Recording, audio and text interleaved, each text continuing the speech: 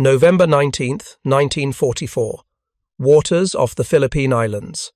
Lieutenant Commander Toshikazu Omai stood in the operations room aboard the cruiser Atago, studying reconnaissance photographs spread across the plotting table. American carrier formations.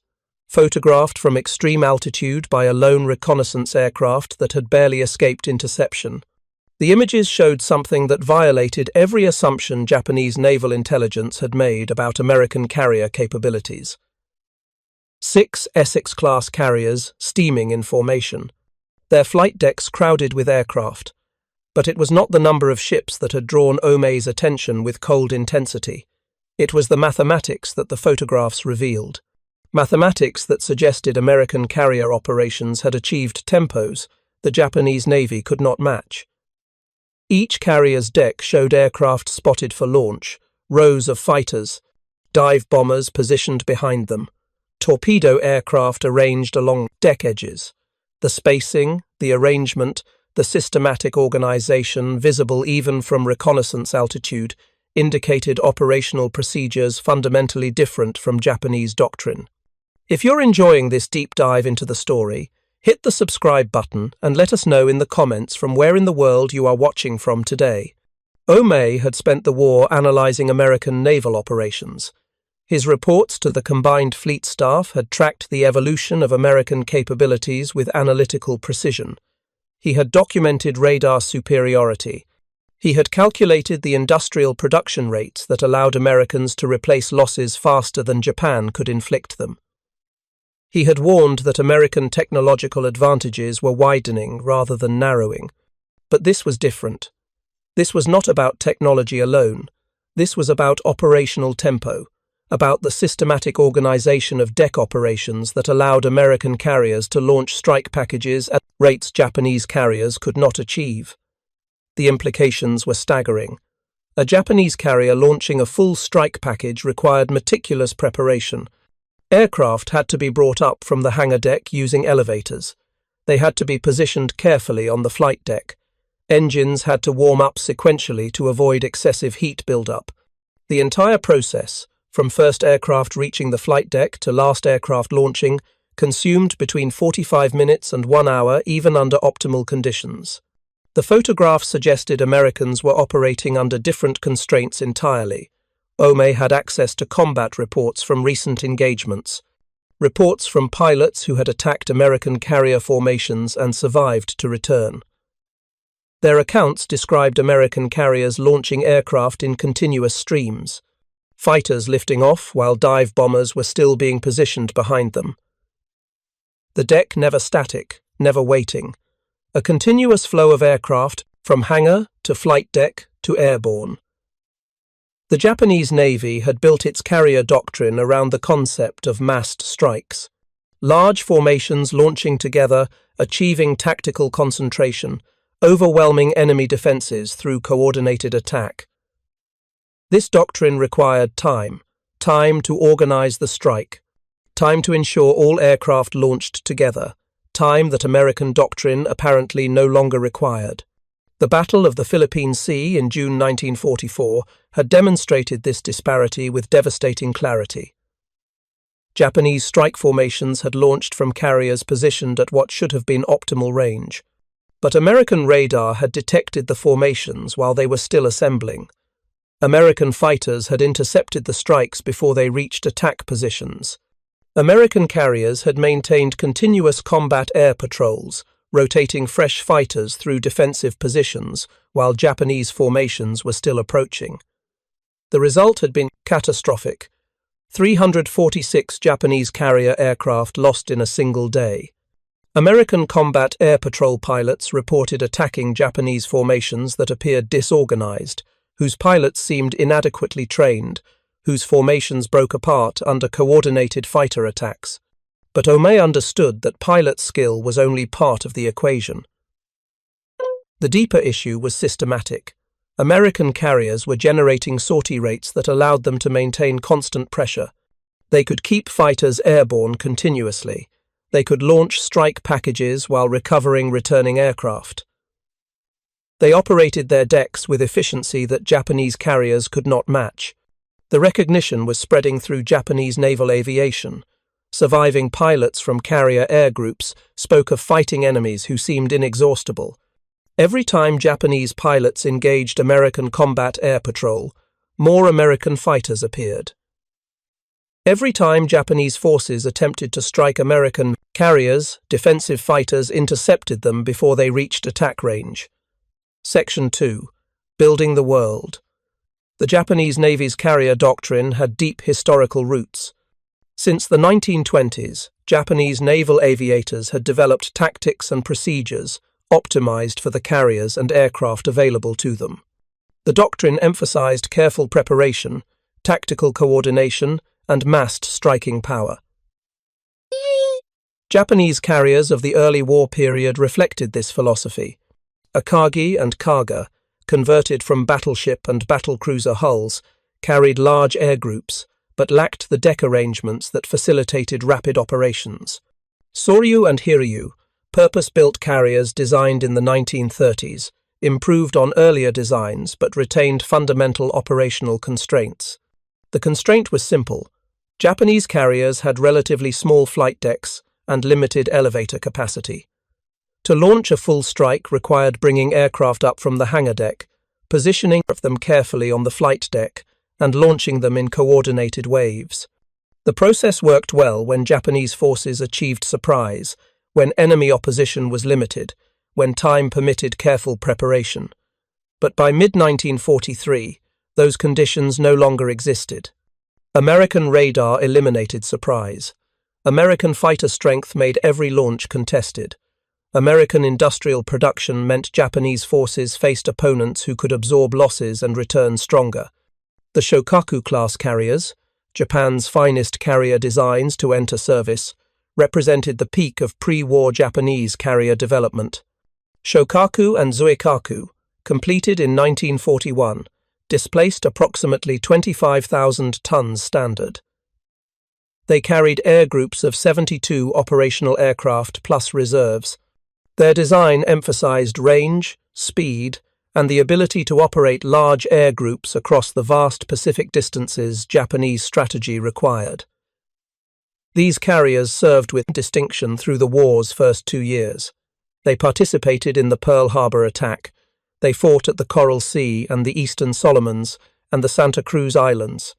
Both survived multiple battles despite suffering significant damage. Shokaku absorbed several bomb hits at Coral Sea but returned to service. Zuikaku emerged as the last surviving carrier from the Pearl Harbor striking force. But by 1944, both carriers were operating under constraints that American carriers had eliminated. Their flight deck arrangements required sequential launch operations. Their hangar arrangements limited the speed at which aircraft could be prepared for launch. Their operational procedures, optimized for pre-war conditions, struggled to adapt to the tempo of sustained carrier warfare. The Essex-class carrier represented American naval architecture applied to the lessons of 2 years of carrier warfare. Design work had begun in 1939. Before Pearl Harbor, before the Pacific War revealed the full importance of carrier aviation. But the design incorporated flexibility that allowed rapid adaptation to combat experience. Standard displacement, 27,100 tons. Full load displacement approaching 36,000 tons. Length, 872 feet. Flight deck, approximately 862 feet by 108 feet. These dimensions made Essex-class carriers significantly larger than their Japanese counterparts. But size alone did not explain American operational superiority. The critical advantages lay in systematic design choices that prioritized operational tempo over traditional measures of carrier capability. The Essex-class incorporated 3 aircraft elevators, 2 centerline elevators, and 1 deck-edge elevator positioned on the port side. The deck-edge elevator proved revolutionary. Unlike centerline elevators that interrupted flight deck operations when in use, the deck-edge elevator allowed aircraft movement between hangar and flight deck without interfering with launch or recovery operations. This seemingly minor design detail had profound operational implications. Japanese carriers typically had two centerline elevators. Using these elevators during flight operations meant interrupting either launch or recovery operations. American carriers could move aircraft continuously between hangar and flight deck, regardless of what operations were occurring on the flight deck itself. The hangar deck arrangement reinforced this advantage. American Essex-class carriers featured open hangar designs with minimal bulkheads. Aircraft could be positioned anywhere in the hangar and moved efficiently to elevators. Japanese carriers, designed with greater attention to fire protection and damage control, featured closed hangar designs with extensive bulkheads and compartmentalization. This provided better protection against fire and damage but slowed aircraft handling. The trade-off was deliberate on both sides. Japanese designers prioritized survivability. American designers prioritized operational tempo. Neither choice was inherently wrong, but combat experience was demonstrating which philosophy better suited sustained carrier warfare. American carrier air groups by 1944 typically consisted of approximately 70 to 90 aircraft, depending on mix and mission requirements. Fighter squadrons operating F-6F Hellcats. Dive bomber squadrons flying SB-2C Helldivers. Torpedo bomber squadrons equipped with TB-F Avengers.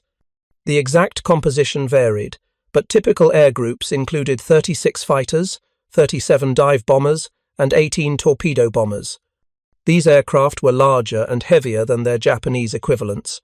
The F-6F Hellcat weighed approximately 9,000 pounds empty, nearly 13,000 pounds loaded for combat. Japanese Zero fighters weighed roughly 4,000 pounds empty, 6,000 pounds loaded. American carrier aircraft required stronger catapults, more robust arresting gear, more powerful elevators. Every system on Essex-class carriers was engineered to handle heavier aircraft. The catapult systems installed on Essex-class carriers represented significant American engineering investment. Early Essex-class ships carried two H-4B hydraulic catapults on the flight deck. These catapults could accelerate a 13,000-pound aircraft to flying speed in approximately 80 feet of deck run. Later ships and modifications added additional catapults. By war's end, catapult launches were becoming increasingly common, with some carrier commanding officers reporting up to 40% of launches using catapults. Catapults allowed aircraft to launch with heavier weapon loads than free takeoff permitted. They reduced the deck space required for takeoff run. They allowed launches in lower wind conditions. Most importantly, they increased launch rates by allowing aircraft to launch from multiple points on the flight deck simultaneously. Japanese carriers had experimented with catapults, but never deployed them as systematically as Americans. Japanese doctrine emphasized free takeoff, which worked adequately with lighter Japanese aircraft but limited operational flexibility. American doctrine treated catapults as essential equipment, investing in their development and deployment across the carrier fleet. The arresting gear on Essex-class carriers included 16 cables crossing the deck. This was double the number on many earlier carrier designs. More cables meant more opportunities for landing aircraft to catch a wire.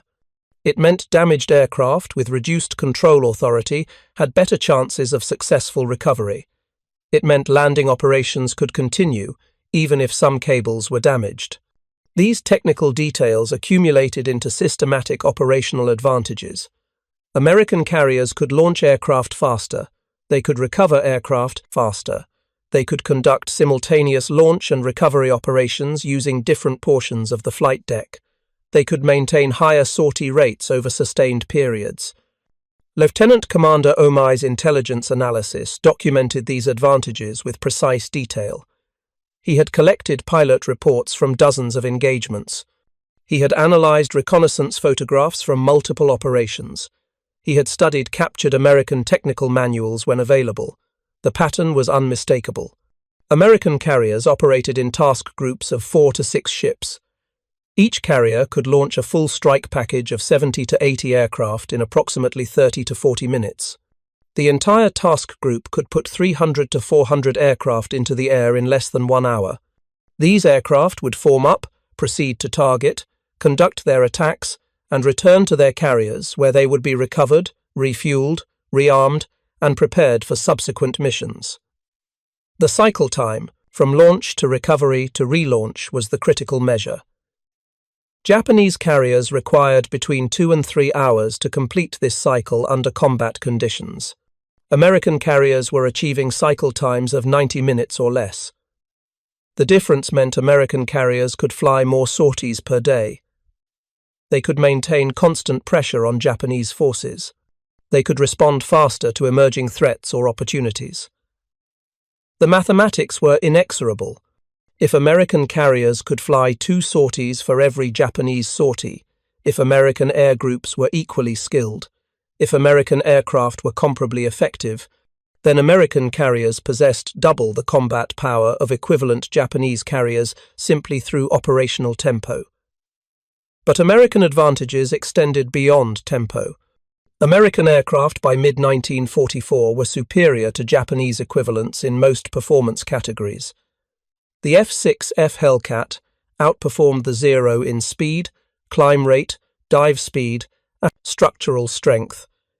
It sacrificed maneuverability at low speeds, but American doctrine emphasized high-speed slashing attacks where the Hellcat's strengths were decisive. American dive bombers carried heavier bomb loads than Japanese equivalents. American torpedo bombers carried larger torpedoes with more powerful warheads. American aircraft featured armor protection for pilots, self-sealing fuel tanks, more robust construction. Japanese aircraft remained lighter and more maneuverable, but increasingly vulnerable to damage. The pilot training pipeline compounded these advantages. American training programs by 1944 were producing pilots with approximately 300 hours of flight training before assignment to operational squadrons.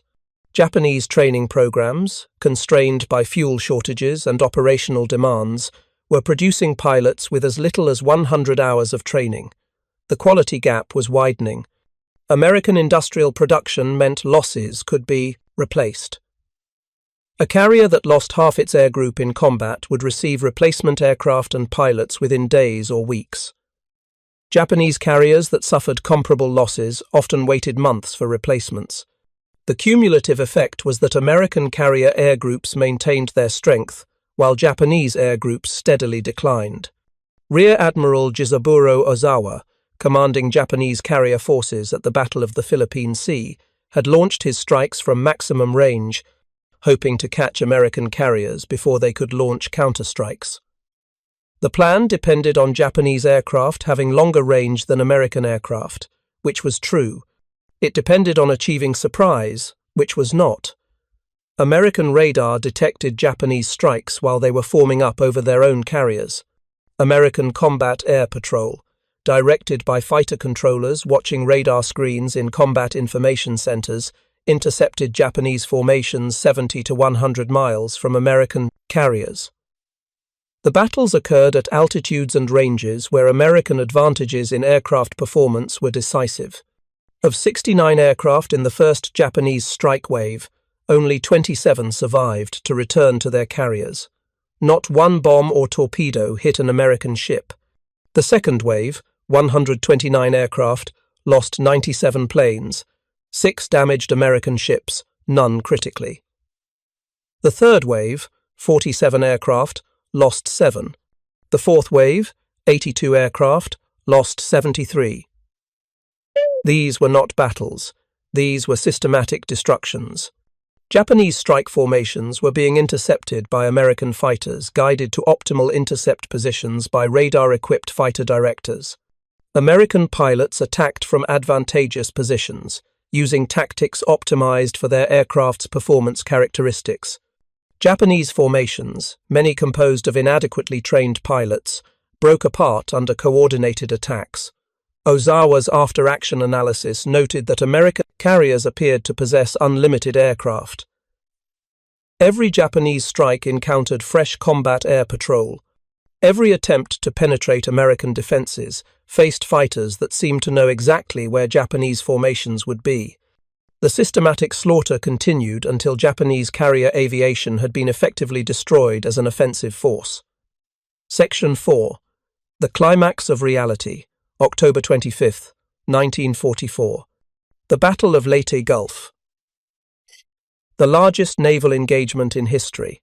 Japanese forces committed virtually their entire remaining surface fleet in a complex three-pronged operation designed to destroy American amphibious forces landing at Leyte in the Philippines.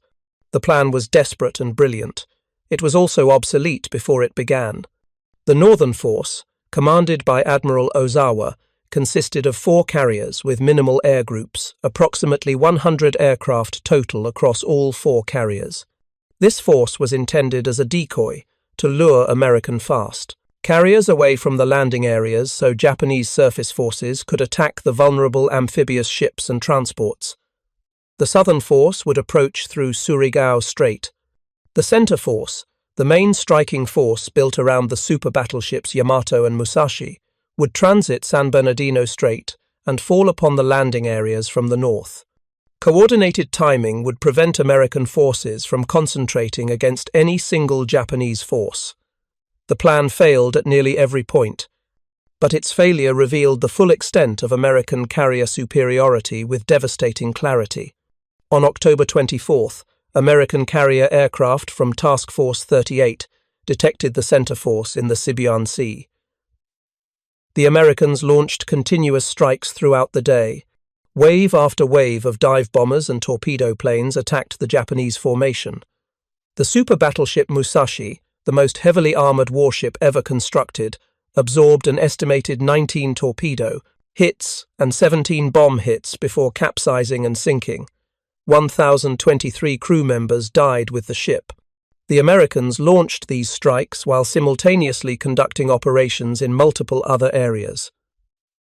Some carrier air groups struck targets in the Philippines. Others provided combat air patrol over the landing forces. Others struck at the Southern Force. The operational tempo demonstrated systematic superiority in every measure that mattered. Japanese forces had divided their strength across multiple formations, separated by hundreds of miles. American carriers could strike any or all of these formations because their operational tempo allowed simultaneous operations across vast areas. Japanese carriers, reduced to ineffective air groups, could only serve as decoys. The shift from offensive to defensive, from striking force to bait, marked the complete reversal of roles from 1941.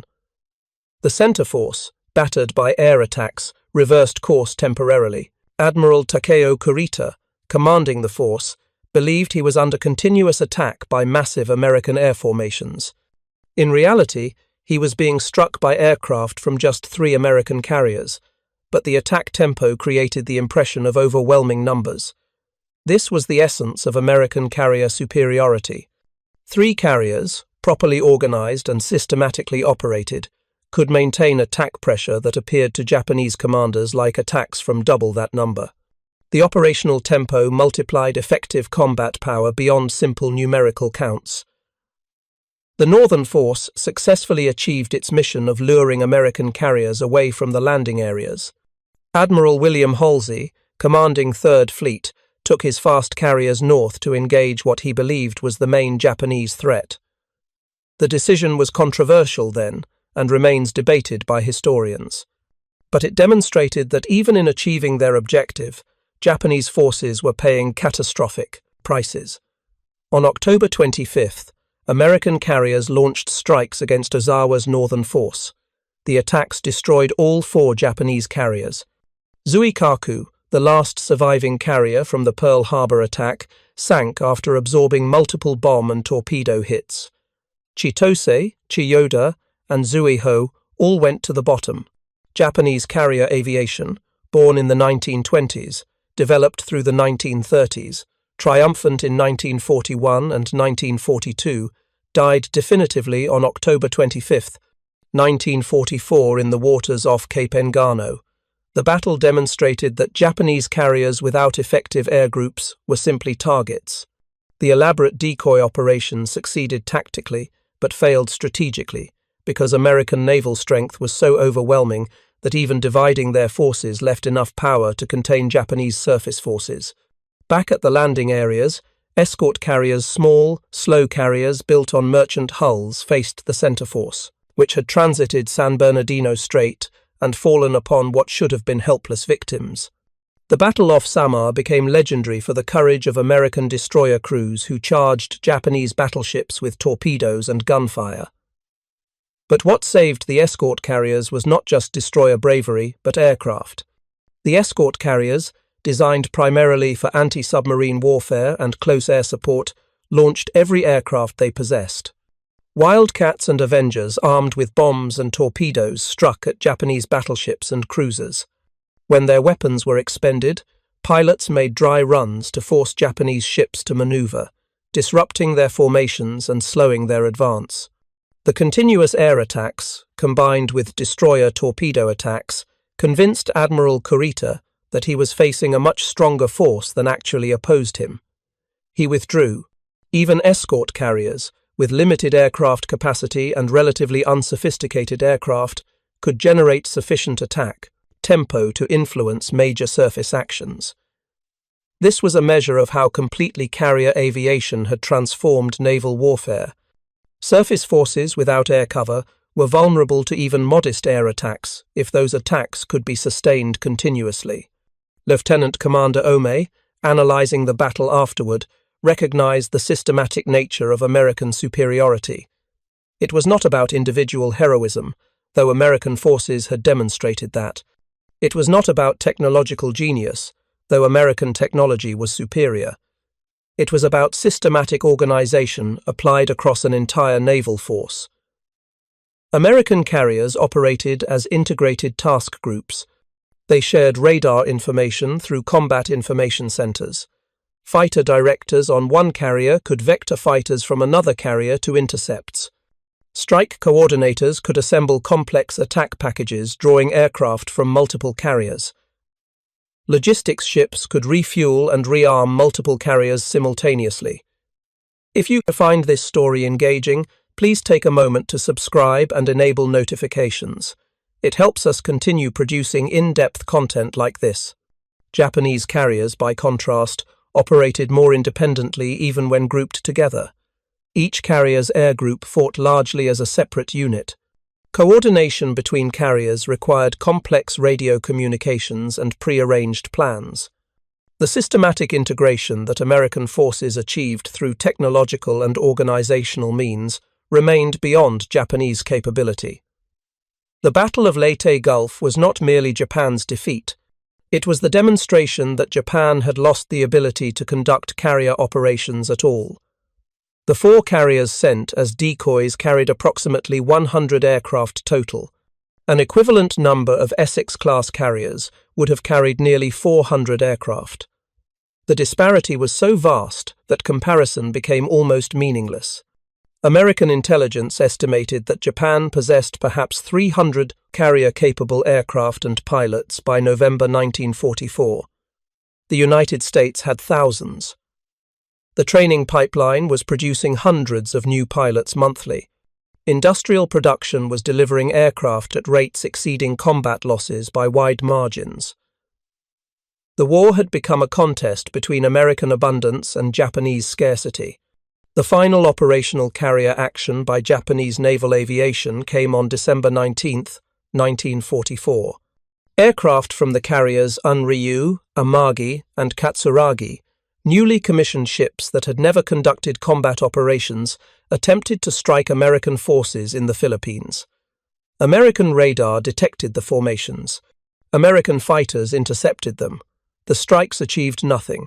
The carriers themselves remained largely inactive for the rest of the war due to fuel shortages and lack of trained pilots.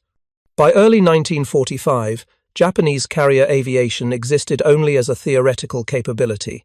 The ships remained afloat. The flight decks could accommodate aircraft. But the trained aircrew, the fuel reserves, the systematic organization required for carrier operations no longer existed in meaningful quantities.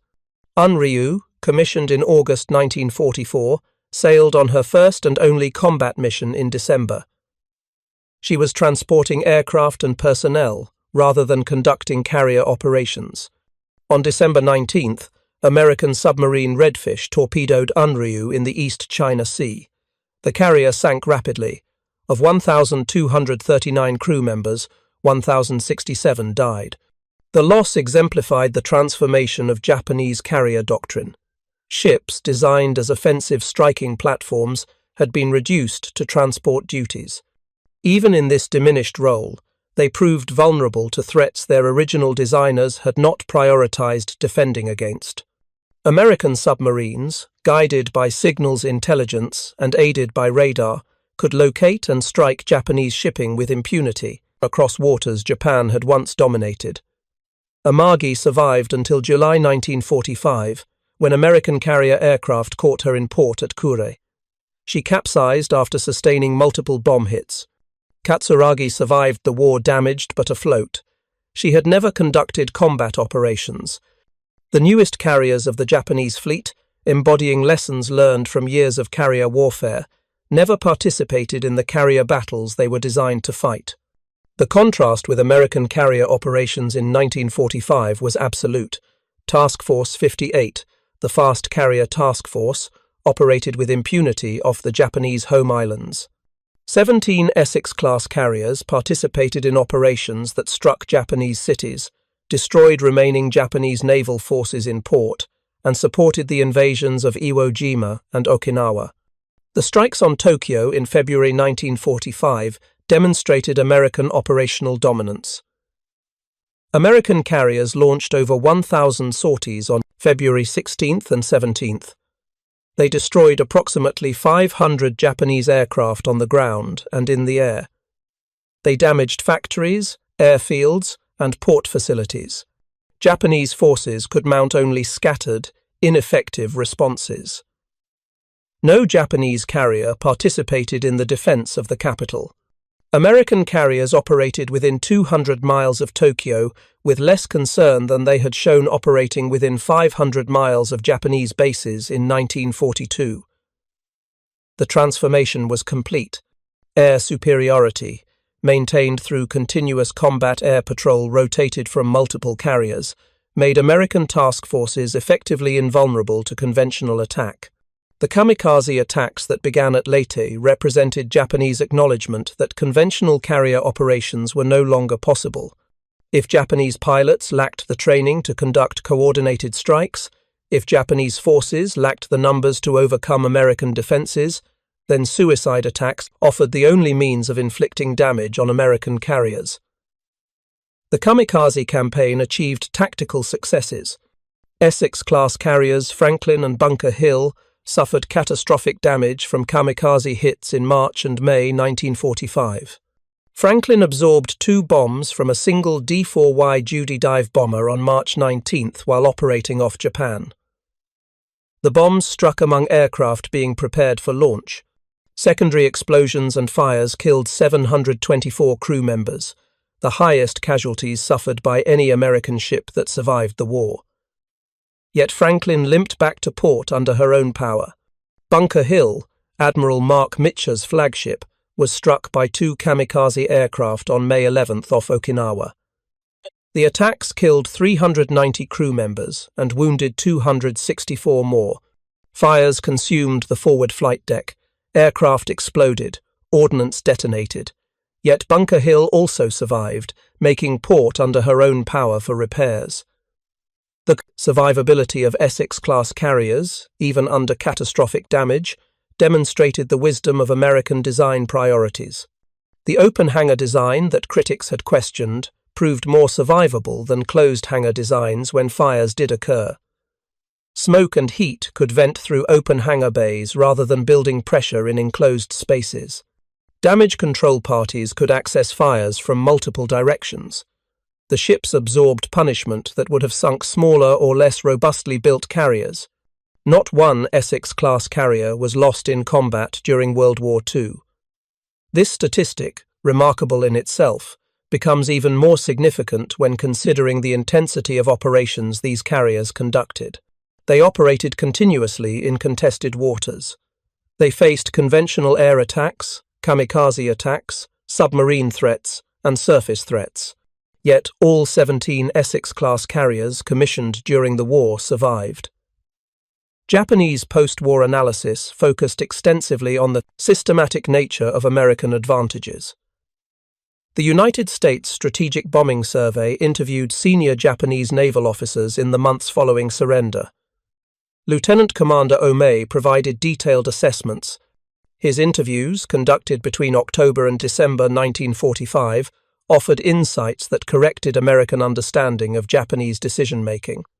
Omei's assessment emphasized industrial capacity as the fundamental determinant of carrier effectiveness. Japan had possessed excellent carrier designs in 1941. Japanese carriers Shokaku and Zuikaku were arguably superior to American Yorktown-class carriers in several respects. But design excellence meant nothing when industrial capacity could not produce carriers in sufficient numbers or replace losses at sustainable rates. Between December 1941 and August 1945, American shipyards produced 17 Essex-class carriers that saw combat. This excluded 7 more Essex-class ships completed after the war's end and 2 cancelled while under construction. The total American production of fleet carriers during the war reached 24 ships of the Essex and Midway classes combined.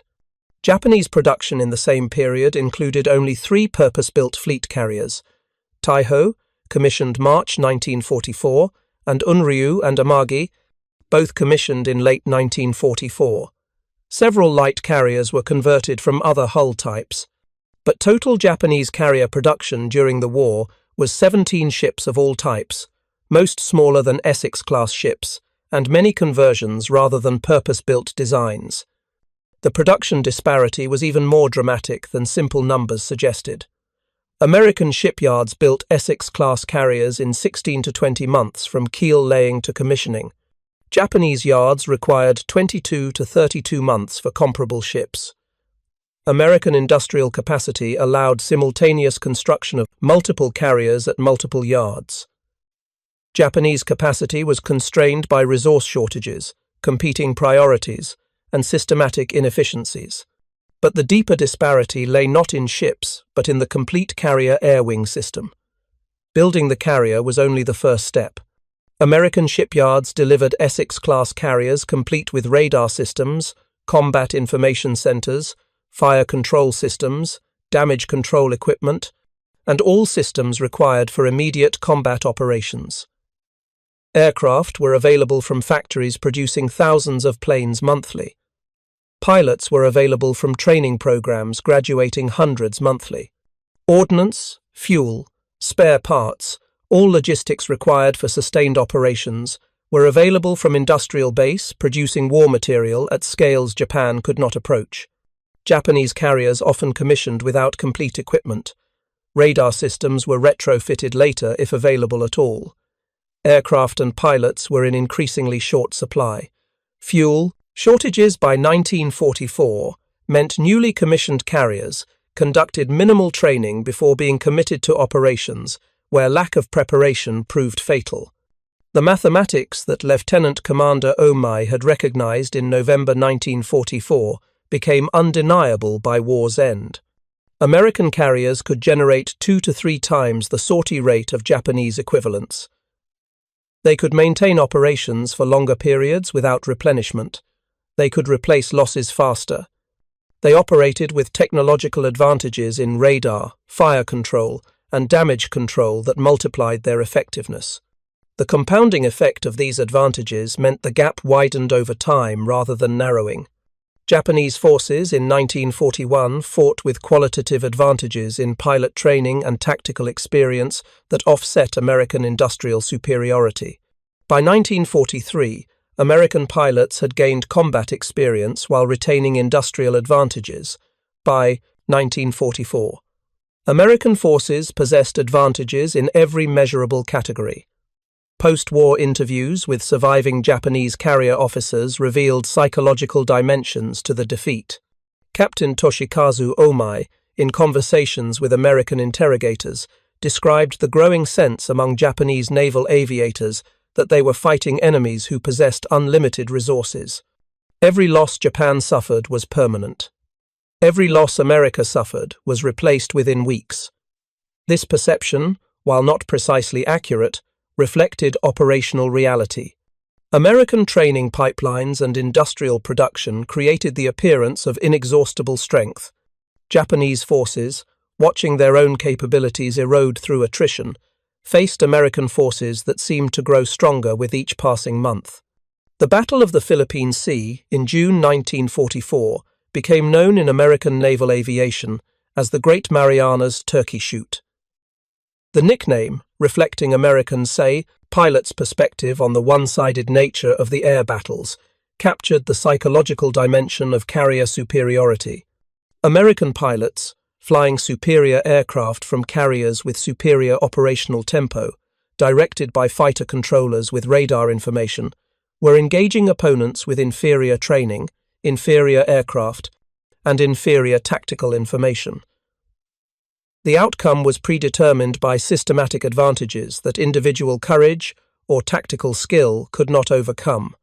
Admiral Jisaburo Ozawa, commanding Japanese carrier forces at the Philippine Sea, described the battle in post-war interrogations as the moment he understood Japanese carrier aviation could not survive the war. The systematic destruction of Japanese strike formations, the inability to inflict significant damage on American carriers, despite committing everything available, demonstrated that the qualitative gap had become unbridgeable.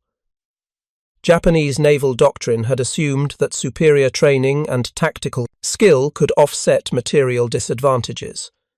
This assumption had proven correct in 1941 and early 1942, but material advantages compounded over time. American industrial capacity allowed continuous improvement of aircraft, radar, weapons, and tactics. Japanese industrial capacity could barely maintain existing capabilities, much less improve them. The result was inevitable. Japanese carrier aviation, which had struck Pearl Harbor with devastating effectiveness in December 1941, was effectively destroyed by October 1944. The time span was less than 3 years. The transformation from offensive dominance to complete defensive inadequacy represented one of the most dramatic shifts in military capability in modern warfare. American carrier doctrine, validated by victory, would shape naval aviation for decades. The emphasis on operational tempo, on systematic organization, on integrating technology with tactics, on industrial capacity to support sustained operations became fundamental principles of American naval power. The Essex-class carriers themselves served through Korea, Vietnam, and into the 1990s, testament to the robust design that prioritized operational flexibility. 24 Essex-class carriers were completed. None were lost in combat. 4 survive today as museum ships: Yorktown in South Carolina, Intrepid in New York, Hornet in California, and Lexington in Texas. These ships, preserved for future generations, represent not just naval architecture, but systematic American advantages in industrial warfare. The Essex-class carrier demonstrated that modern warfare rewarded systematic excellence over individual brilliance, industrial capacity over tactical innovation, operational tempo over perfect preparation. Japanese carriers were brilliantly designed for the warfare of 1941. American carriers were designed for the warfare that emerged from 3 years of combat experience, continuously adapted, systematically improved, and produced in numbers that made individual losses sustainable. Lieutenant Commander Omei's analysis, conducted while Japanese forces still fought, proved prophetic. His calculation that American technological superiority was approximately 2 years ahead of Japanese capabilities in late 1942 was conservative. By war's end, the gap had widened to perhaps 5 years, not because Japanese technology had regressed, but because American technology had advanced so rapidly through systematic research, development, and deployment. The photographs that Omei studied in November 1944 showed Essex-class carriers with decks crowded with aircraft, ready to launch strikes that would overwhelm Japanese defenses through sheer operational tempo. Those photographs captured the essence of American carrier superiority. Not one dramatic technological breakthrough, but systematic advantages accumulated across every aspect of carrier operations. Better elevators allowing faster aircraft handling, deck edge elevators permitting continuous aircraft movement, open hangar designs facilitating rapid preparation, catapults allowing heavier weapon loads, more arresting cables improving recovery rates, better radar providing earlier warning, superior combat information centers enabling coordinated defense. Each advantage was modest in isolation. Combined and applied systematically across entire carrier task forces, they produced overwhelming operational superiority. Japanese forces faced enemies who could see farther through radar, launch faster through superior deck arrangements, fight longer through better logistics, and replace losses through superior industrial capacity. Individual Japanese courage, tactical skill, and dedication could not overcome systematic disadvantages of such magnitude. The story of Japanese carrier aviation in World War II is ultimately about the limits of excellence when confronting systematic superiority. Japan built excellent carriers, trained excellent pilots, developed excellent tactics, but excellence in components could not overcome American advantages in the complete system of carrier warfare. Industrial capacity to produce ships, aircraft, pilots, fuel, ordnance, and all logistics required for sustained operations proved more decisive than any individual design choice or tactical innovation. Thank you for watching. For more detailed historical breakdowns, check out the other videos on your screen now, and don't forget to subscribe. The Essex-class carrier, photographed by Japanese reconnaissance in November 1944 with its deck crowded with aircraft ready to launch, represented the future of naval warfare. That future belonged to nations with industrial capacity to build complex systems at scale, organizational capability to operate them effectively, and strategic vision to integrate technology with tactics. The photographs that captured Lieutenant Commander Omiya's attention revealed not just American carriers, but the systematic approach to warfare that would define American naval dominance for the remainder of the 20th century and beyond. Japanese carrier aviation, brilliant in conception and devastating in early execution, could not survive confrontation with American industrial warfare, applied systematically across every dimension of carrier operations. The mathematics were inescapable. The outcome was determined not by individual battles, but by systematic advantages that accumulated into overwhelming superiority. By war's end, Japanese carriers lay sunk or dormant, while American carriers operated with impunity off Japan itself, demonstrating complete reversal of the situation that had existed 3.5 years earlier. The lesson was clear. In modern industrial warfare, systematic excellence across an entire military force matters more than individual brilliance in components. American victory in carrier warfare came not from possessing the single best carrier design or the single best aircraft, but from fielding large numbers of very good carriers, very good aircraft, very good pilots, and very good supporting systems, all organized to work together with operational tempo that opponents could not match. This was American strength. This was what defeated Japanese carrier aviation, and this was what photographs of Essex-class carriers with crowded decks revealed to perceptive observers like Lieutenant Commander Omiya in November 1944, the systematic superiority that would determine the war's outcome.